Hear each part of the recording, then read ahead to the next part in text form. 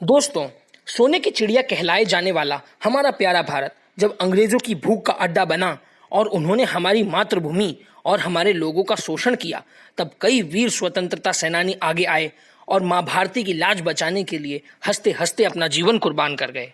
कई वीर सेनानियों को अंग्रेजों ने बड़ी क्रूरता से मारा और कुछ को लोगों की नफरत ने। आज इस वीडियो में मैं आपको भारतीय स्वतंत्रता संग्राम के एक नायाब हीरे और महान आंदोलनकारी राम प्रसाद बिस्मिल जी के बारे में बताने जा रहा हूं, जिनकी 123वीं जयंती हम इस 11 जून को मनाएंगे। दोस्तों, एक अपडेट मैं आपको हमारे चैनल से रिलेटेड दे दूं कि अब से हमारे चैनल का नाम प्रखर की पाठशाला होगा। नमस्कार दोस्तों, मैं प्रखर गुप्ता आप सभी का स्वागत करता हूं प्रखर की पाठशाला में।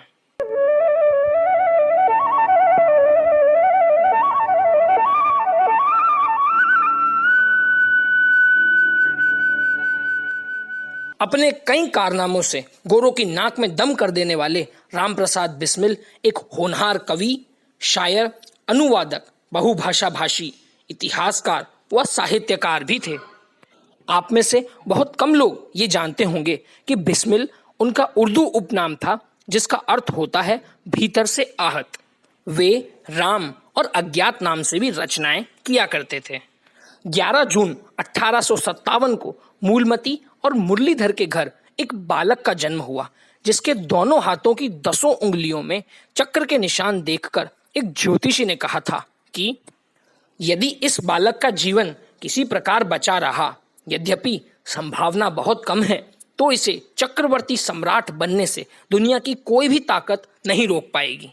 यही बालक आगे चलकर राम प्रसाद बिस्मिल के नाम से प्रसिद्ध हुआ। बाल्यावस्था से ही उनकी शिक्षा पर विशेष ध्यान दिया जाने लगा, जिस कारण वो हिंदी, उर्दू, बंगाली, अंग्रेजी आदि भाषाओं के ज्ञाता बने। बिस्मिल जी को किशोरावस्था से पिताजी की संदूकची से पैसे चुराने और सिगरेट पीने की बुरी लत लग गई। चुराए गए पैसों से वह उपन्यास खरीद कर पढ़ते। एक बार जब उनके पिताजी को उनकी इन हरकतों के बारे में पता चला तो उन्हें खूब मार पड़ी, परंतु वे फिर भी नहीं सुधरे। कुछ समय बाद वह एक पुजारी की संगत में आए और सभी बुरी लतें त्याग कर ब्रह्मचर्य का पालन करने लगे। नियमित पूजा पाठ व व्यायाम भी किया करते थे, जिससे उनका व्यक्तित्व आकर्षक बनने लगा था। इसी दौरान उन्हें आर्य समाज के बारे में पता चला और उन्होंने स्वामी दयानंद सरस्वती जी की लिखी पुस्तक सत्यार्थ प्रकाश का गहन अध्ययन किया। इसी समय संयोगवश उनका मिलना स्वामी सोमदेव जी से हुआ, जिनके साथ राजनीतिक विषयों पर खुली चर्चा से उनके मन में देश प्रेम की भावना जागृत हुई। 1915 में भाई परमानंद को गदर षड्यंत्र में गोरों ने फांसी की सजा सुनाई, जिसके बाद बिस्मिल जी ने मेरा जन्म नामक कविता रची और गोरी हुकूमत के समूल विनाश की प्रतिज्ञा की। बाद में भाई परमानंद की सजा को काले पानी की सजा में बदला गया और उसके बाद 1920 में एक अंग्रेजी अफसर के हस्तक्षेप से उनकी जेल से रिहाई हुई। इसके बाद बिस्मिल जी ने पंडित गेंदालाल दीक्षित के साथ मिलकर मातृवेदी संगठन की स्थापना की। पंडित गेंदालाल दीक्षित ने पूर्व में बनाए अपने संगठन शिवाजी समिति का इसमें विलय कर दिया। दल की विभिन्न गतिविधियों के लिए धन की आवश्यकता थी। इसके लिए उन्होंने 3 बार अंग्रेजों से अपना धन वापस लिया। यहाँ मैंने लूट की जगह अपना धन शब्द का प्रयोग इसलिए किया क्योंकि बिस्मिल जी का मानना था कि ये वो डकैती नहीं डाल रहे, बल्कि गोरों से अपने ही लोगों का लूटा हुआ धन वापस ले रहे हैं। इससे गोरे सतर्क हो गए थे और काफी हाथ पैर मारने के बाद कुछ क्रांतिकारियों को पकड़ा भी। इस दौरान बिस्मिल जी यमुना नदी में कूद गए और योग की शक्ति से काफी दूर तैरते हुए निकले। इस दौरान उनके मारे जाने की अफवाह भी बनाई गई। इस पूरे घटनाक्रम को गोरों ने मैनपुरी षड्यंत्र का नाम दिया। भूमिगत रहते हुए उन्होंने रामपुर जागीर नामक गांव में गाय भैंसे चराई ताकि गोरे उन्हें पहचान न सके। इसी दौरान बंगाली भाषा में लिखी पुस्तकें निहिलिस्ट रहस्य और यौगिक साधन का हिंदी अनुवाद भी उन्होंने किया। इसके बाद वह भिन्न भिन्न वेश बदलते हुए मैनपुरी, बाह, पिनहट, आगरा होते हुए अपने दादा के गांव बरबई, जो कि ग्वालियर रियासत में आता था, वहां पहुंच गए। इसी समय उन्होंने अंग्रेजी पुस्तक the grand mother of Russian revolution का हिंदी अनुवाद कैथेराइन नामक पुस्तक के रूप में किया। फिर वह अपने जन्म स्थान शाहजहांपुर लौटे, जहां एक कंपनी में मैनेजर पद संभालकर बाद में उन्होंने साड़ी का व्यापार किया। व्यापारी रहते हुए वे कांग्रेस में शामिल हुए और 1920 के कलकत्ता कांग्रेस अधिवेशन में शाहजहांपुर के प्रतिनिधि के रूप में शामिल हुए, जहां उनकी भेंट लाला लाजपत राय जी से हुई। 1921 के अहमदाबाद कांग्रेस अधिवेशन में पूर्ण स्वराज का समर्थन करते हुए गांधी जी से असहयोग आंदोलन का प्रारंभ करने का प्रस्ताव भी बिस्मिल जी व अन्य ने पारित करवाया। के बाद सुप्रसिद्ध क्रांतिकारी लाला हरदयाल के कहने पर बिस्मिल जी ने सचिंद्र नाथ सान्याल व यदुगोपाल मुखर्जी के साथ मिलकर नई party HRA, Hindustan Republican association, जो कि बाद में HSRA, Hindustan socialist Republican association कहलाई, का संविधान बनाया और उसे एक पीले पर्चे पर छापकर सभी सदस्यों को भिजवा दिया। बाद में कानपुर में कार्यकारिणी की बैठक में रामप्रसाद बिस्मिल जी को पार्टी कमान सौंपी गई। पार्टी ने फंड जुटाने के लिए पहली डकैती 25 दिसंबर 1924 को बमरौली में डाली, जिसका कुशल नेतृत्व बिस्मिल जी ने ही किया था। जनवरी 1925 में रामप्रसाद बिस्मिल जी द्वारा द रिवॉल्यूशनरी, जो कि एक 4 पृष्ठ का पैम्फलेट था, उसे पूरे हिंदुस्तान में बांटा गया, जिसमें क्रांतिकारियों का उद्देश्य और भारत माता को गुलामी की बेड़ियों से आजाद कराने की अपनी नीति और नीयत साफ कर दी थी।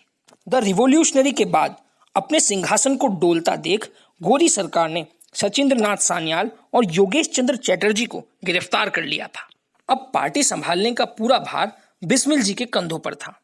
पार्टी फंड इकट्ठा करने के लिए मार्च 1925 व मई 1925 में 2 डकैतियां डाली गईं, परंतु इस दौरान एक एक व्यक्ति की मौके पर ही मौत होने से बिस्मिल जी को गहरा दुख हुआ। फिर 9 अगस्त 1925 को 10 क्रांतिकारियों का एक दल, जिसमें बिस्मिल जी, अशफाकुल्ला खान और चंद्रशेखर आजाद जी भी थे, सहारनपुर लखनऊ पैसेंजर रेलगाड़ी में सवार हुआ और काकोरी स्टेशन पर बड़ी चतुराई और सूझ से अपना धन वापस लिया।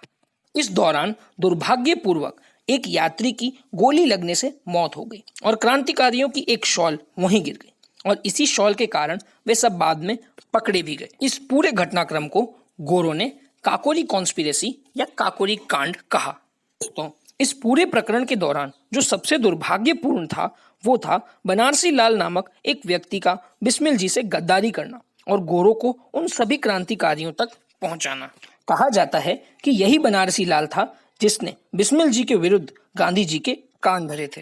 रही सही कसर king emperor versus Ram Prasad Bismil and others के नाम से चलाए मुकदमे ने पूरी कर दी। दरअसल इस मुकदमे में अपने अहंकारवश और बिस्मिल जी से अपनी पुरानी नाराजगी को राष्ट्रहित से ऊपर रखकर जगत नारायण मुल्ला ने उनके खिलाफ जोरों से केस लड़ा और कठोर से कठोर दंड दिलवाने का प्रयास किया, जिसमें वो सफल भी रहे। दोस्तों, हम भारतीयों में एकता की कमी एक बड़ा कारण था जिससे गोरे हम पर 200 साल तक राज कर सके। इस समय बिस्मिल जी को गोरखपुर जेल की बैरक नंबर 11 में रखा गया था।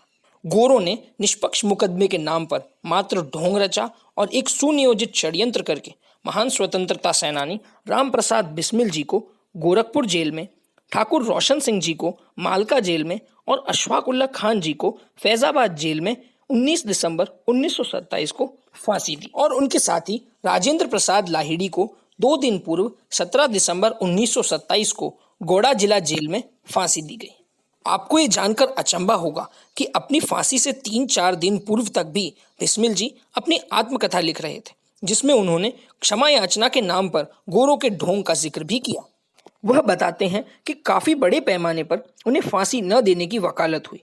मदन मोहन मालवीय व अन्य कई नेताओं ने उन्हें बचाने के लिए वायसरॉय तक से मुलाकात की, परंतु गोरे उनसे बहुत परेशान थे और ये जानते थे कि उनका जीवित रहना गोरी हुकूमत के लिए घातक सिद्ध हो सकता। इसी कारण सारी क्षमा याचनाएं खारिज कर दी गईं। कुछ स्रोतों से यह पता चलता है कि बिस्मिल जी ने अपने अंतिम लेख में देशवासियों को हिंदू मुस्लिम एकता बनाने को ही उनके प्रति सच्ची श्रद्धांजलि बताया था। बिस्मिल जी और अशफाकुल्ला खान जी दोनों बहुत घनिष्ठ मित्र थे और दोनों ही यह जानते थे कि भारत को गोरों से आजाद कराने और पुनः विश्वगुरु बनाने के लिए हमें अपने धार्मिक मतभेदों को भूलकर आपस में भाईचारा बनाना होगा। दोस्तों, राम प्रसाद बिस्मिल जी की मां उनके शव को देखकर रोई नहीं, अपितु प्रसन्न हुई, क्योंकि वह हमेशा से ही श्री राम जैसा पुत्र चाहती थी और उन्हें वह मिले भी। दोस्तों, बिस्मिल जी भले ही भारत को आजाद होते हुए नहीं देख पाए, परंतु वह हमारे दिल में हमेशा जीवित रहेंगे। इसी के साथ मैं प्रखर गुप्ता आप सभी से विदा लेता हूं। बहुत जल्दी मिलेंगे एक नए वीडियो के साथ। जय हिंद, वंदे मातरम।